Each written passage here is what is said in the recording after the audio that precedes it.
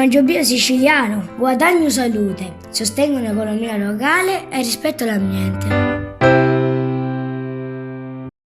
Una nuova tappa per il progetto Mangio Bio Siciliano, questa iniziativa che ci sta permettendo di conoscere più a fondo le realtà del territorio e i prodotti biologici siciliani, qualcosa di veramente importante non solo per l'economia locale ma anche per la nostra alimentazione e di conseguenza per la nostra salute.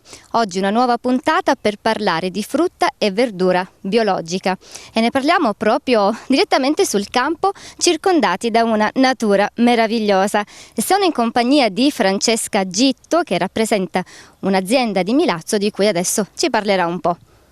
Buongiorno, sì, abbiamo il piacere di ricevervi qui. Questa è l'azienda Gitto Agricoltura Biologica. Questa azienda è condotta a livello familiare da diverse generazioni.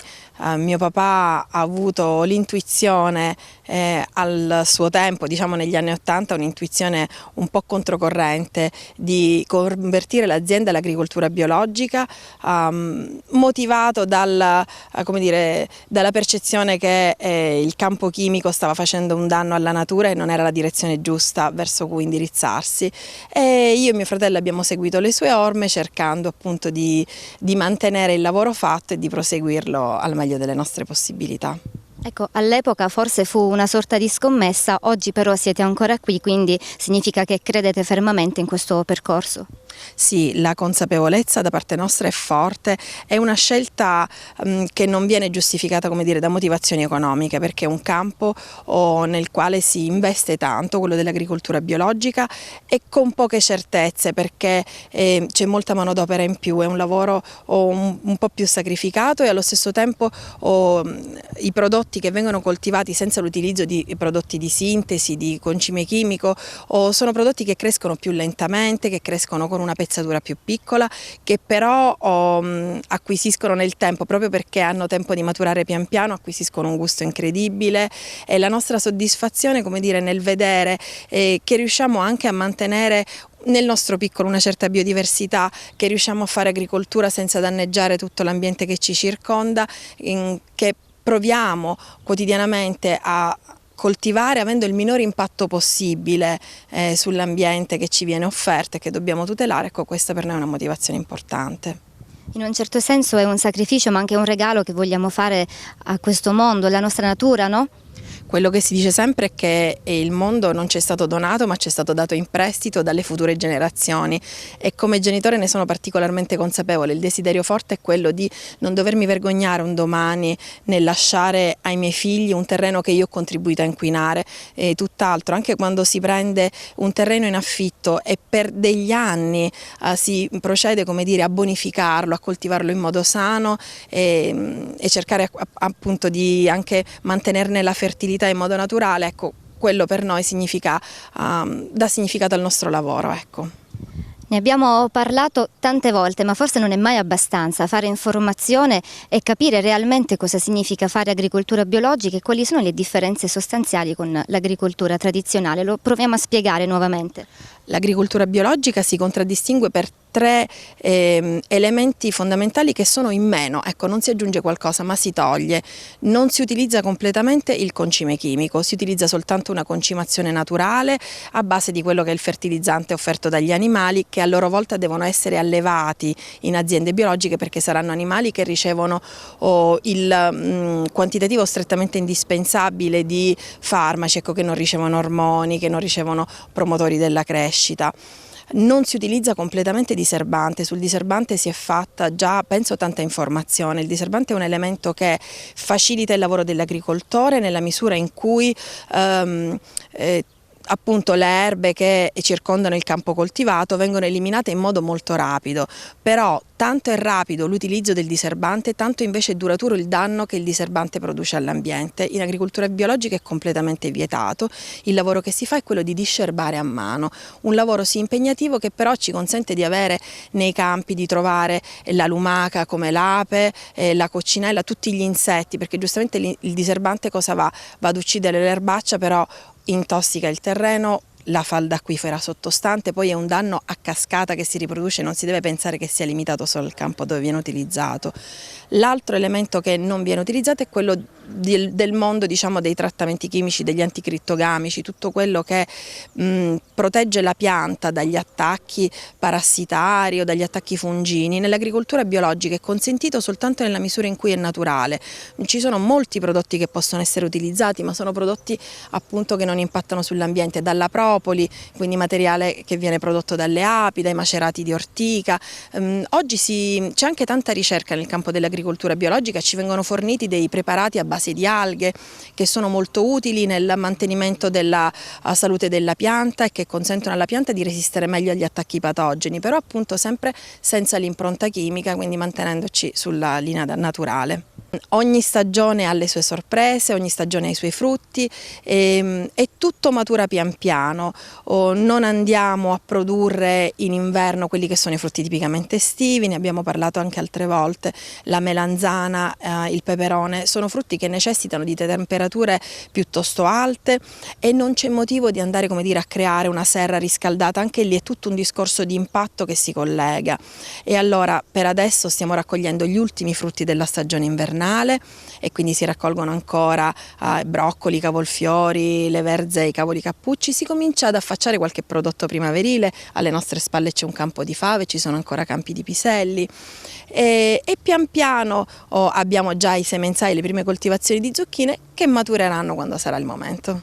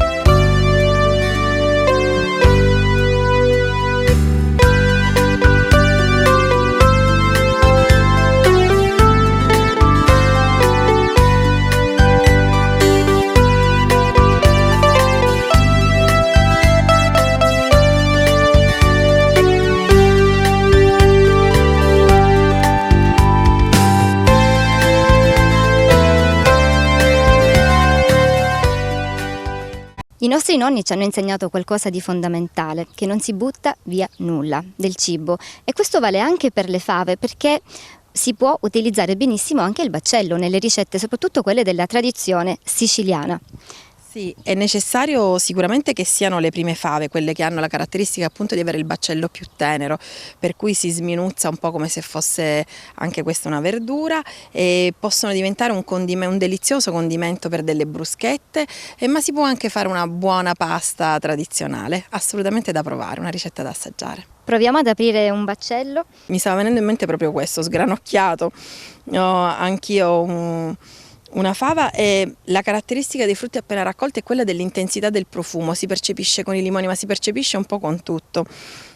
Queste fave saranno deliziose accompagnate con un formaggio primosale per il classico antipasto della Pasquetta del messinese, diciamo, penso un po' in tutta la Sicilia. Sono ottime in una cottura con un delicatissimo condimento di aceto e menta, ma sono buonissime soprattutto quando il baccello è così tenero, o si prestano molto bene per la cottura con tutto il baccello sminuzzato adeguatamente, e saranno un ottimo antipastino, diciamo, possono condire delle bruschette ma possono anche fungere da condimento per un piatto di pasta un po' più sostanzioso. La primavera ormai è arrivata, se ti va mi accompagni in questo nostro piccolo viaggio alla scoperta degli ortaggi che ancora resistono dopo l'inverno e di quelli che invece adesso sono arrivati a colorare la nostra tavola. Proseguiamo la nostra passeggiata.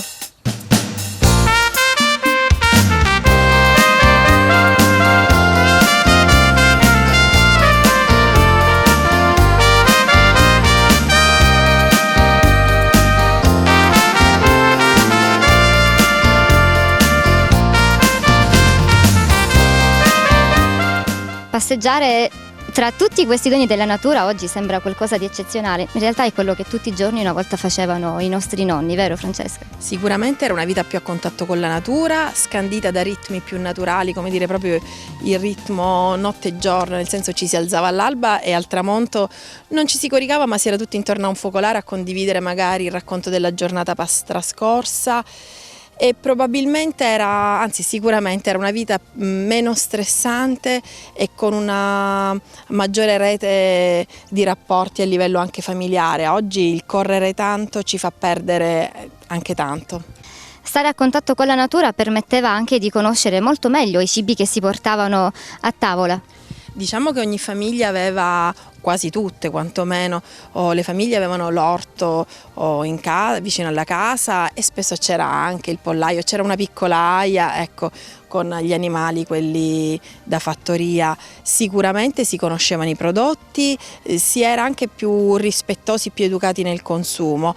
Oggi il fatto di percepirli appunto non come un frutto di lavoro, ma proprio come un prodotto commerciale, forse ci porta ad avere un atteggiamento più consumista, quindi ecco, a gettare magari anche con più facilità un frutto che rimane.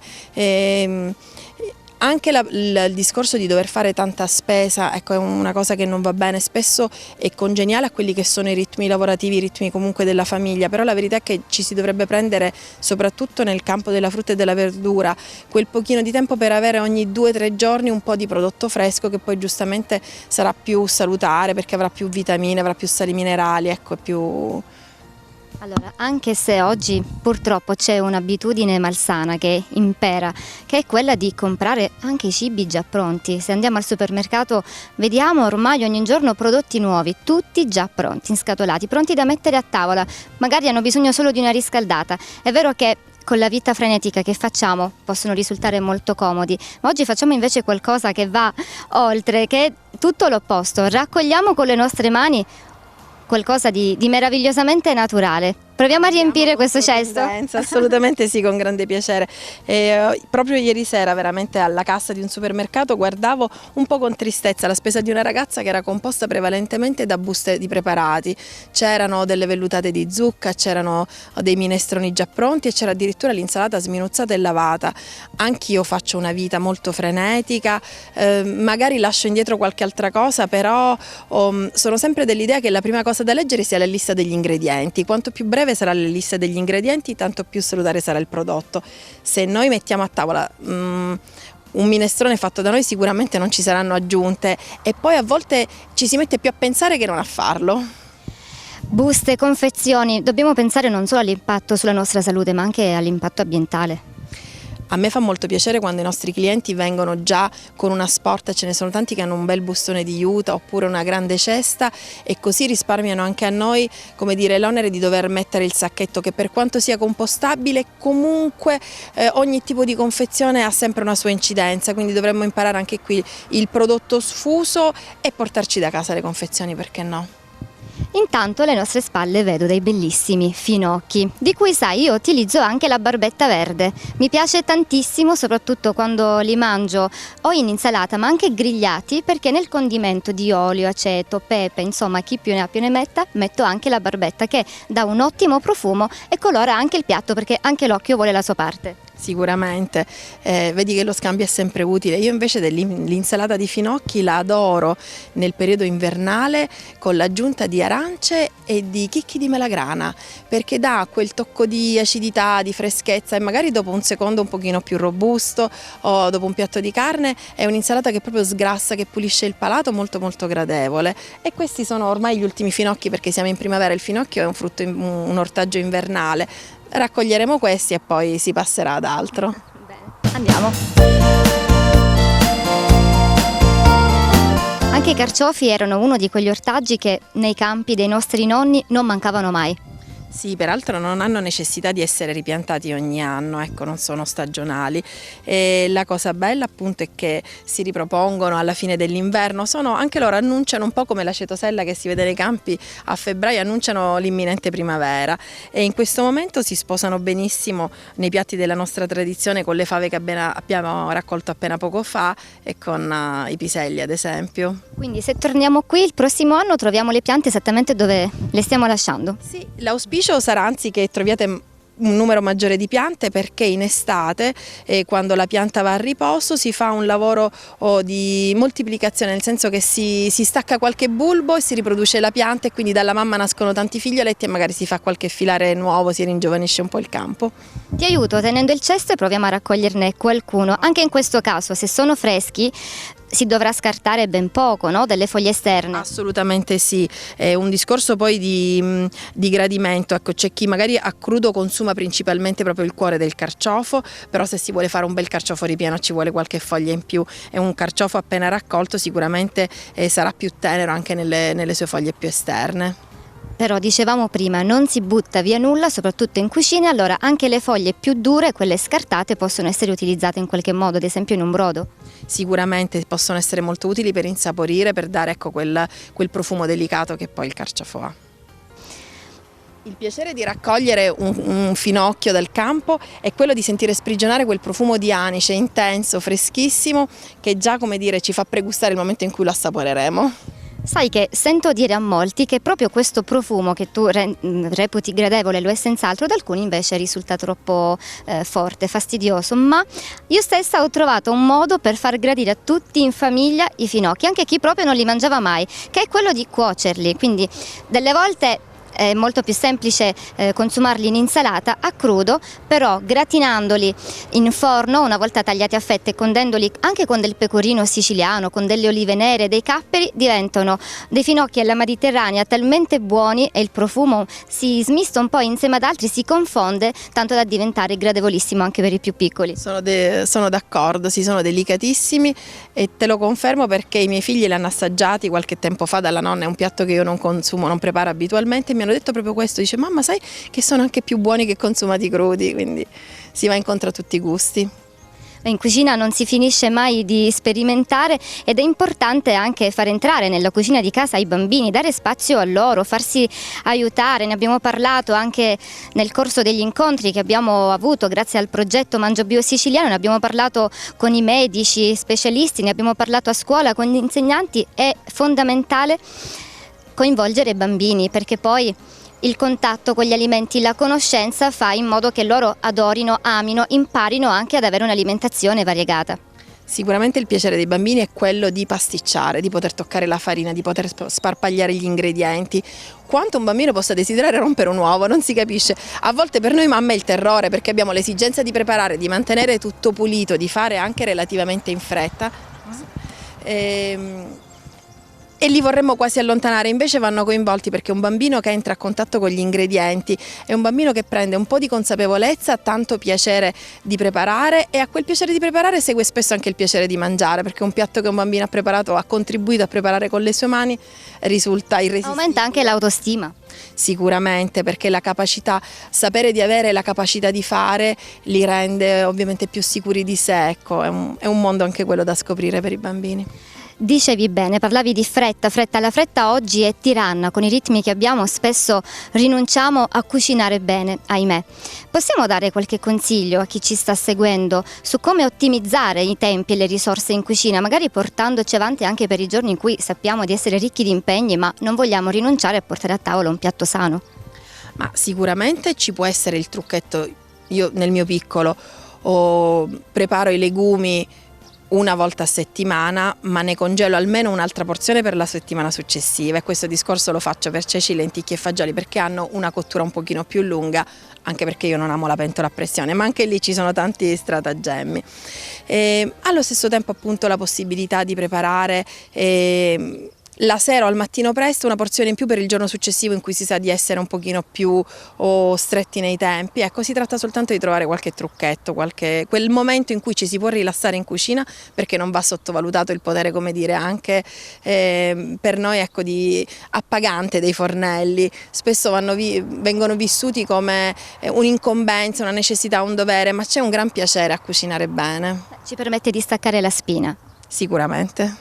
Tanto buoni, tanto salutari, a volte un po' fastidiosi per l'odore che emanano durante la cottura, ma anche per quello immagino ci sarà un rimedio. Sì, intanto una cottura veloce, non lasciarli lì, come dire, a scuocere per tanto tempo, perché i broccoli, come tutti i vegetali, vanno consumati un po' croccantini e bisogna cercare di non fargli perdere tutti i sali minerali, tutte le proprietà appunto disperse nell'acqua. E poi dopo la cottura soprattutto camuffarli, insaporirli.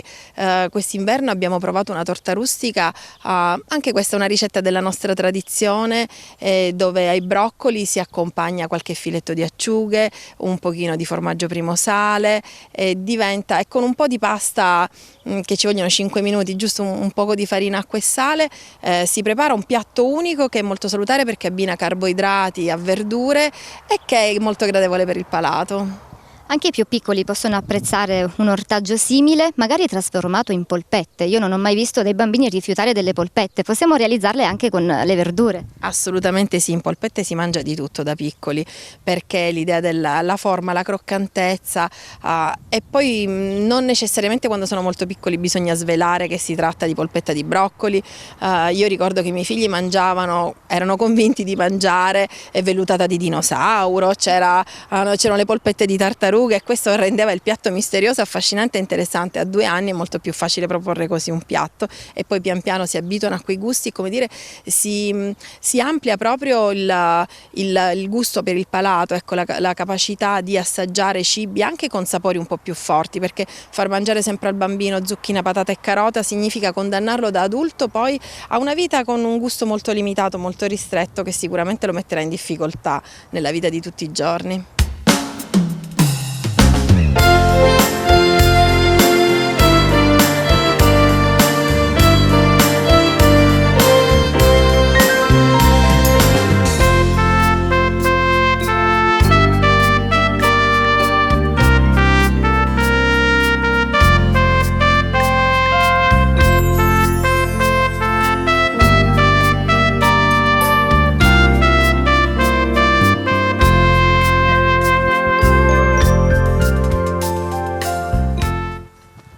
Francesca, fai sembrare tutto facile, venire, raccogliere, in realtà c'è davvero tanto lavoro dietro e occorre avere tanto amore e tanto rispetto per la natura, anche nelle piccole cose, come quelle di togliere, ecco, le erbacce.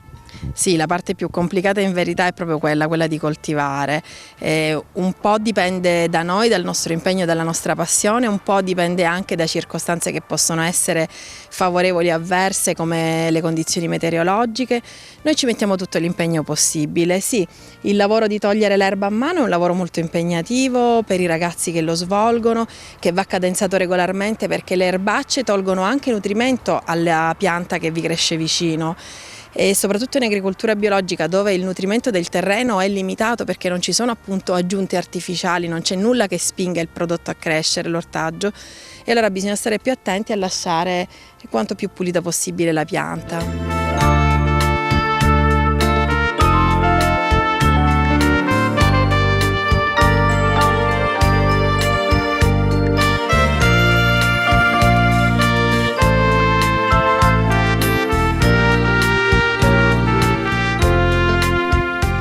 Parlavamo poc'anzi di alcuni ortaggi che magari sono meno frequentemente mangiati, meno conosciuti, come le barbabietole. Eppure hanno un colore accattivante, dovrebbero risultare simpatiche.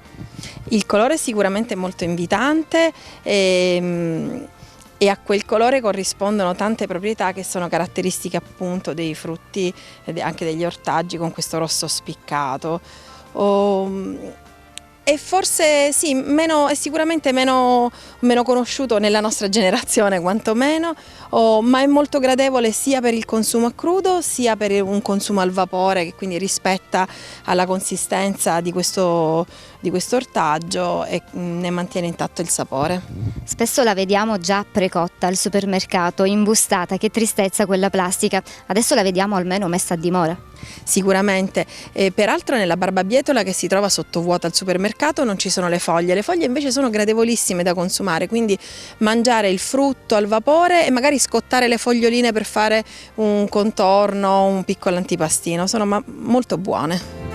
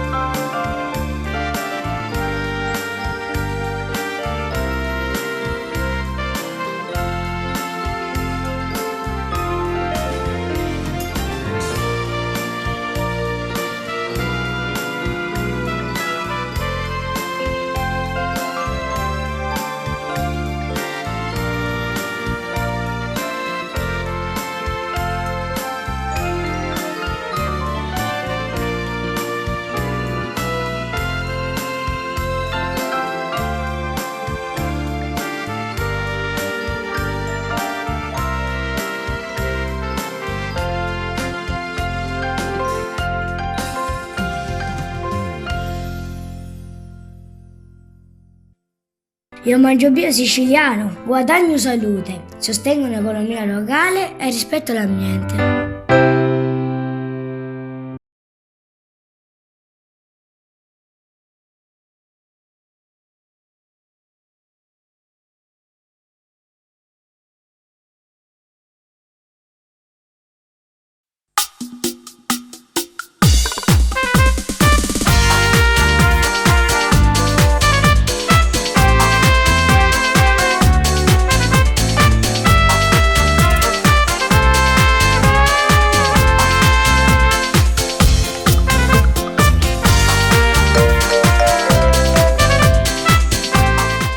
Ecco, rispetto a quando il tuo papà ha iniziato in passato questo percorso, immagino che tante cose siano cambiate.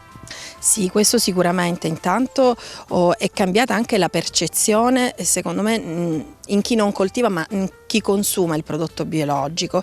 C'è stata una maggiore informazione, si percepisce che è un prodotto che può garantire una salubrità diversa e quindi soprattutto un'utenza più informata e un'utenza attenta, perché magari ci sono bambini in casa e allora c'è il desiderio di offrire a questi bambini un prodotto che per loro sia molto sano, o chi purtroppo affronta percorsi di malattie importanti. Spesso viene indirizzato dai medici verso i prodotti biologici, proprio perché nei medici c'è la consapevolezza che non ci saranno residui in questi prodotti, e quindi chi magari già fa delle terapie importanti e ha l'esigenza di mantenere il proprio organismo libero da tossine in più si rivolge a questo tipo di prodotto. Quindi da parte nostra la soddisfazione nel vedere che c'è tanta consapevolezza, che c'è un buon grado di informazione.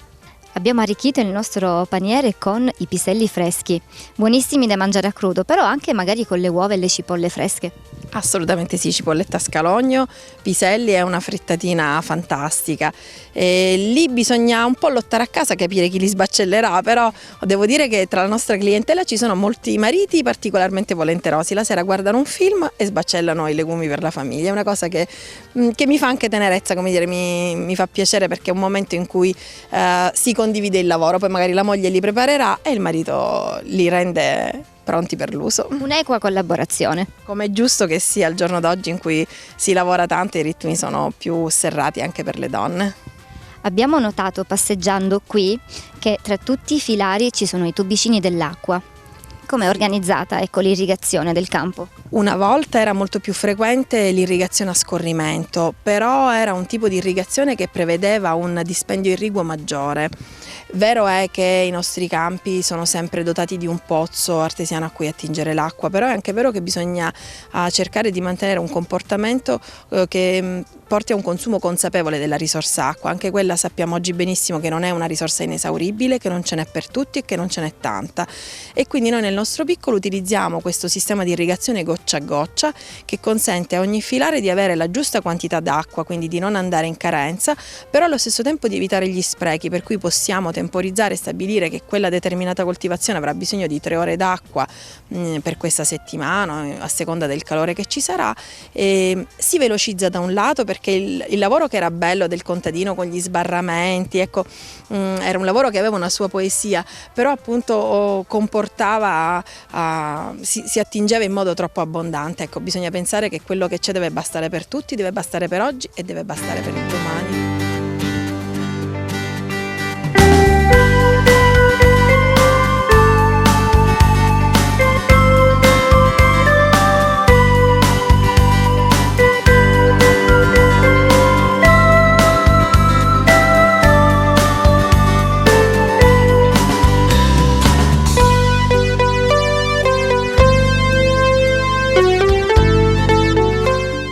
Ed eccole le bellissime barbabietole. Ne avevamo parlato poco fa.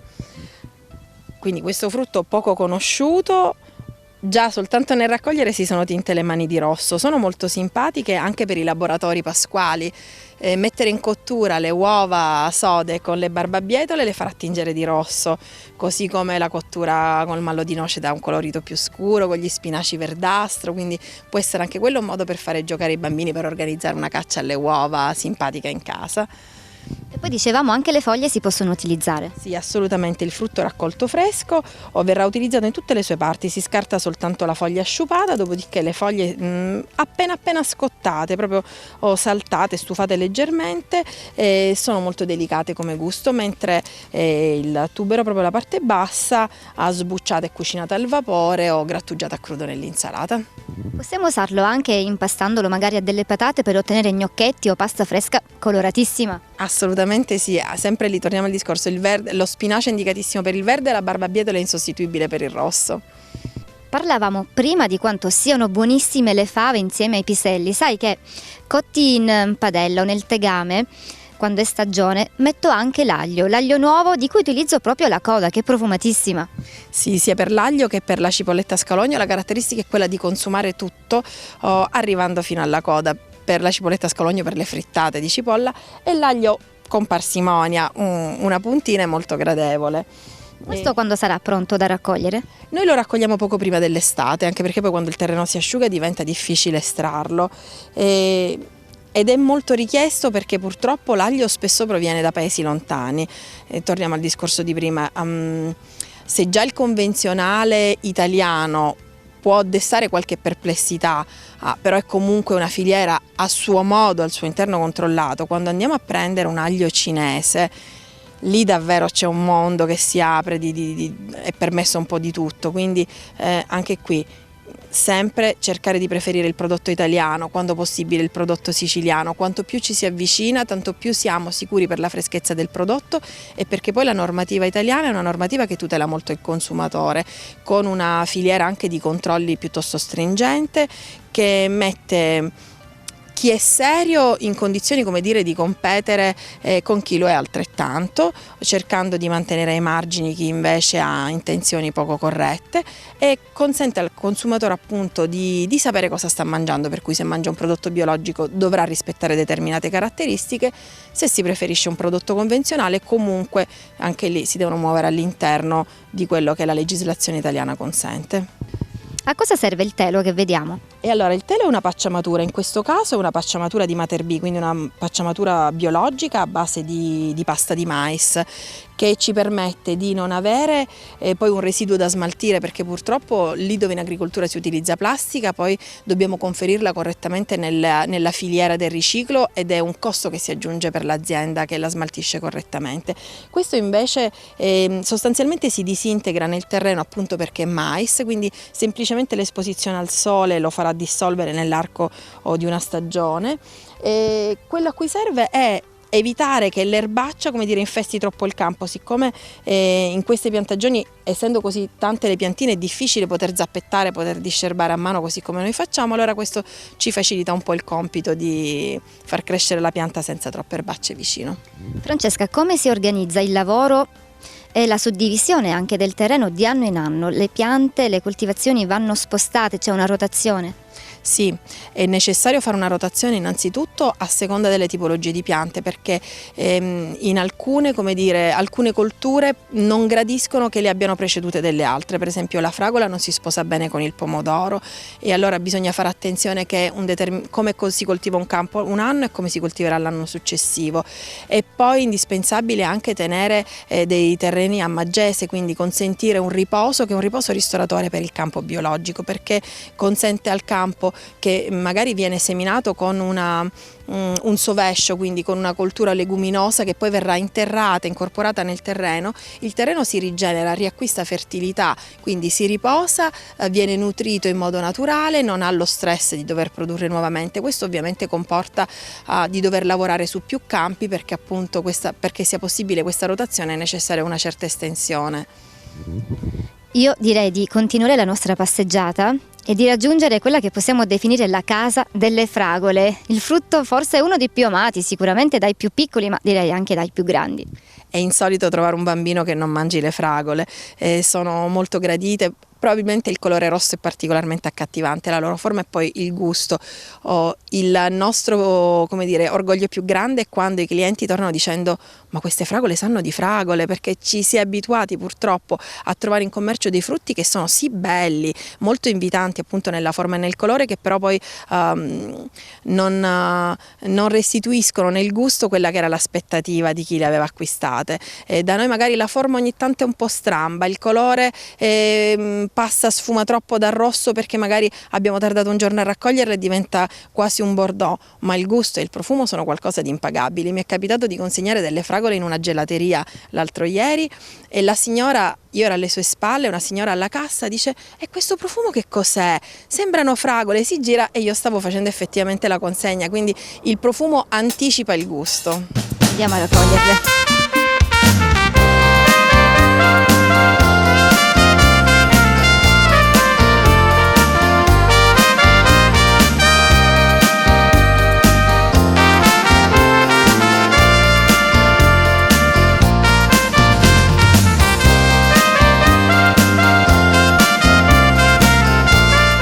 Siamo arrivati a quello che possiamo definire il prodotto principe della vostra azienda, ma è anche uno dei frutti più buoni del mondo.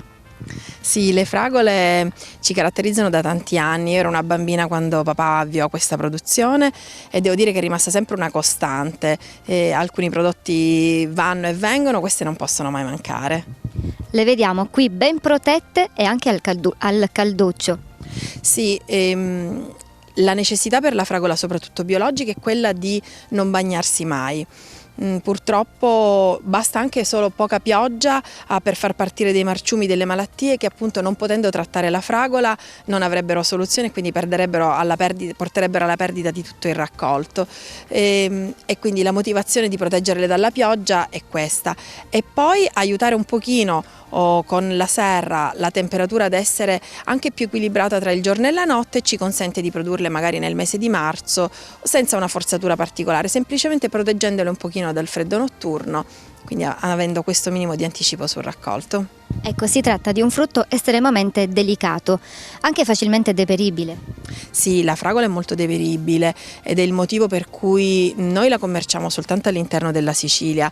La cosa che preferiamo è sempre quando le famiglie vengono ad acquistare i frutti direttamente da noi, però si prestano comunque ad essere consumati 24-48 ore dopo la raccolta. Più di tanto non si può andare perché non sono trattate dopo la raccolta, quindi così come vengono raccolte vanno consumate nella loro freschezza.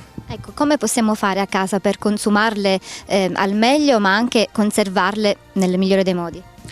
Un consiglio che posso dare è quella di non tenerle ammassate in un cestino, ma di tenerle più stese e più larghe possibile, quindi magari un vassoio è la soluzione migliore. E poi, come per tutto, comprare la quantità giusta appunto per il consumo di 2 giorni, senza magari farsi prendere dal desiderio, dice oggi è lunedì, compro le fragole per domenica. se possibile evitiamo queste scelte. Qual è la caratteristica di queste fragole 100% naturali, oltre al profumo? Sicuramente il fatto di produrle col sistema biologico da un lato condiziona la produttività della pianta, che è assai ridotta rispetto a una fragola convenzionale, produce almeno un terzo in meno, però su tutti i frutti, quando diminuisce la quantità prodotta da una pianta, aumenta la dolcezza e l'intensità del sapore, così come un albero che viene sottoposto a una vigorosa potatura dà poi frutti più grandi e del gusto più spiccato. Lo stesso discorso vale per la fragola, e se oggi si vede una fragola bella grande è soltanto perché siamo alle prime fioriture e la pianta quindi è una pianta in pieno vigore, ma naturalmente col volgere delle settimane i frutti si ridurranno come pezzatura, e questo è un fenomeno sul quale noi non incidiamo in alcun modo, perché appunto man mano che la pianta si stanca non viene sostenuta artificialmente da concimazioni appunto chimiche, ma produce fin quando ce la fa, fin quando la natura lo vuole. È un frutto che si presta a tantissimi utilizzi, ottimo da mangiare così al naturale, ma anche per essere trasformato. Sì, con la fragola risulta molto buona la marmellata, sia da fare, ecco, per chi proprio è appassionato di fornelli, sia da fare in casa, ma anche appunto da acquistare magari da piccole aziende di trasformazione locale che puntano su prodotti di qualità. In Sicilia non si può nascondere che l'uso principale della fragola è quello per la granita.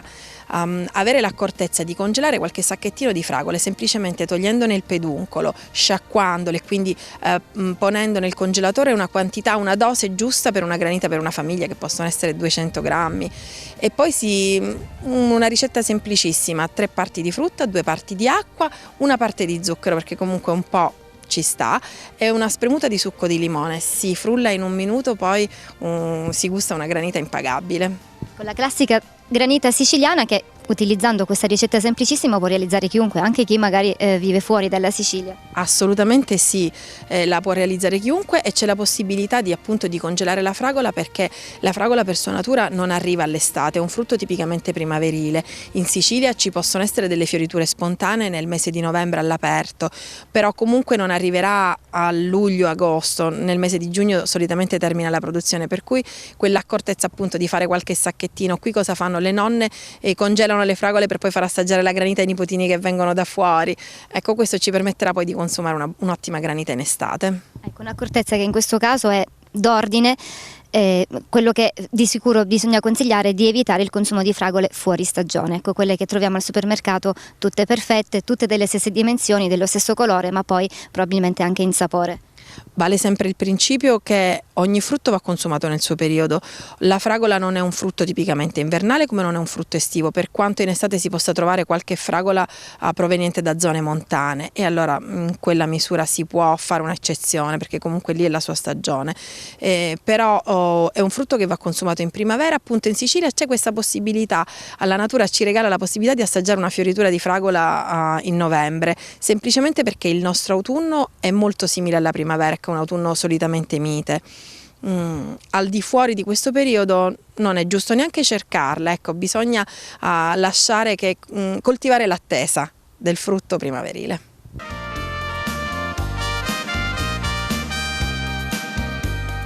Ne raccogliamo qualcuna insieme, Francesca. Tra l'altro bisogna dire che ovviamente qui c'è un grande lavoro, perché è tutto rigorosamente manuale.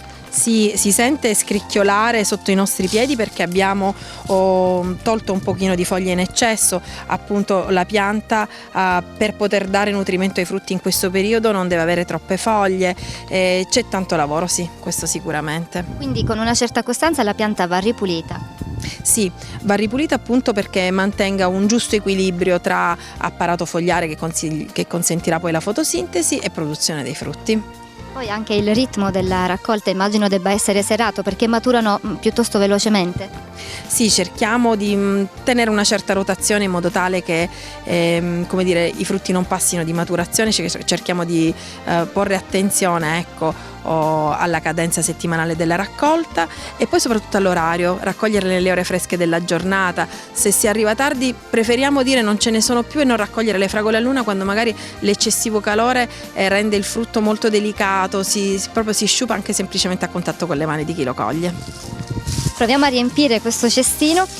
In questo periodo è un lavoro piuttosto semplice e veloce. Tra qualche settimana, già quando diminuirà la quantità di frutti prodotti, sarà più complesso, e anche la quantità di fragole presenti in campo poi giustamente condiziona la raccolta, e anche, perché no, il prezzo, nel senso che quanto più è abbondante il raccolto, tanto più ne possiamo venire incontro anche ai consumatori con un prezzo molto abbordabile.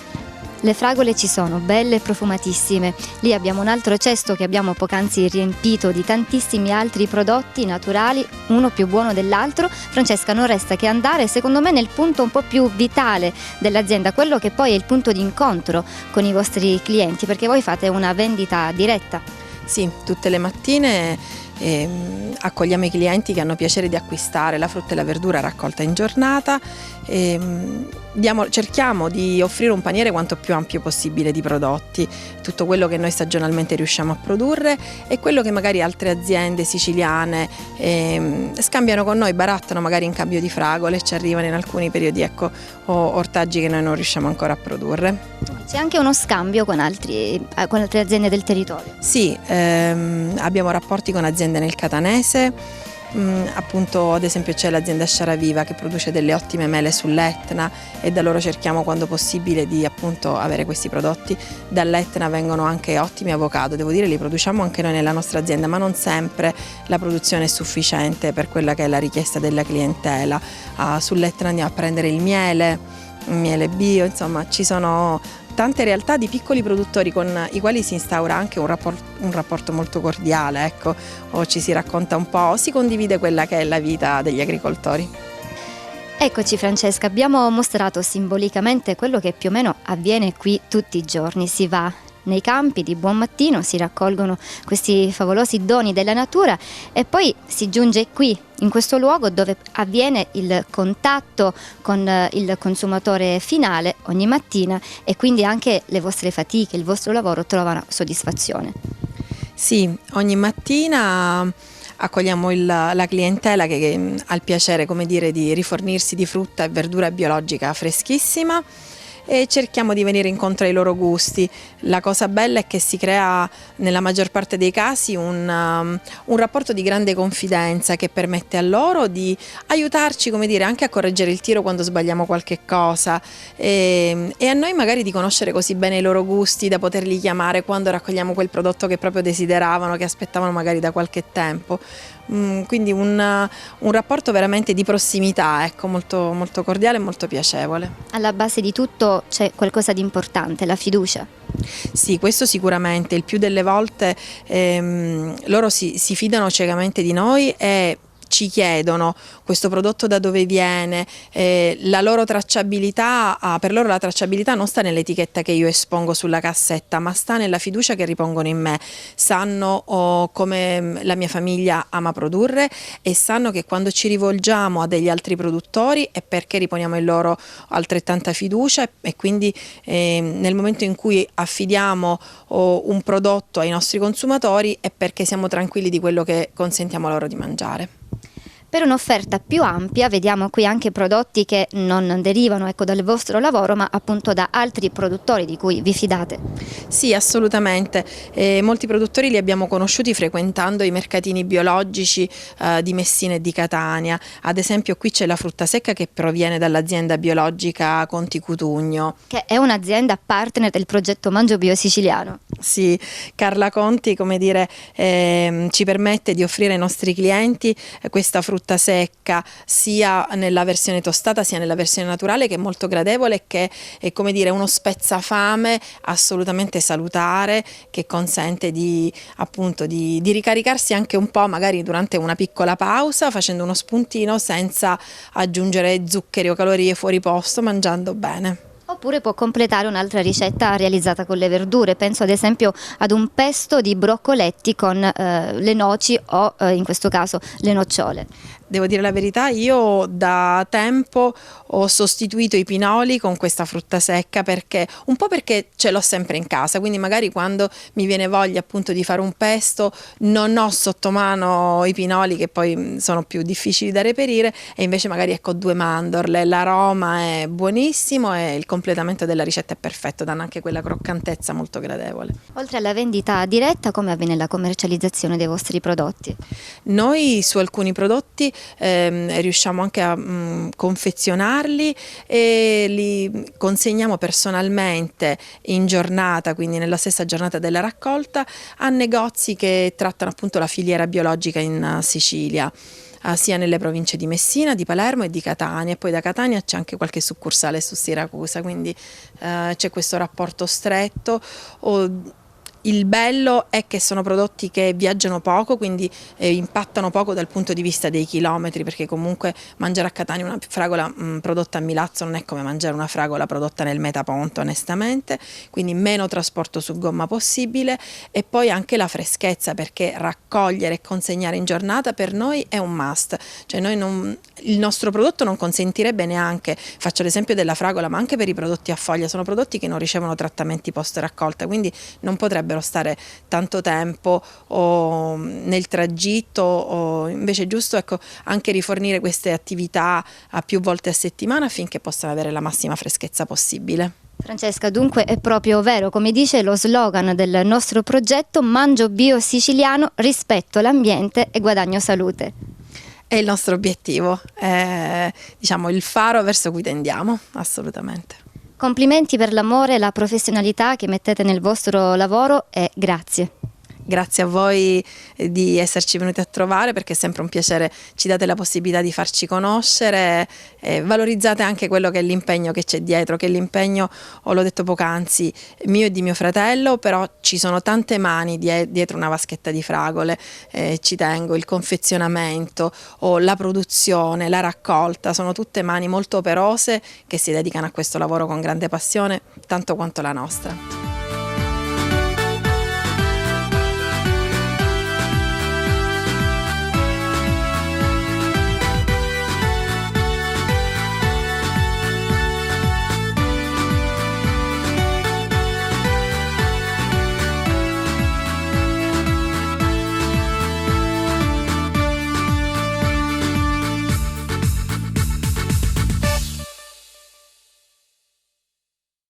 Io mangio bio siciliano, guadagno salute, sostengo un'economia locale e rispetto l'ambiente.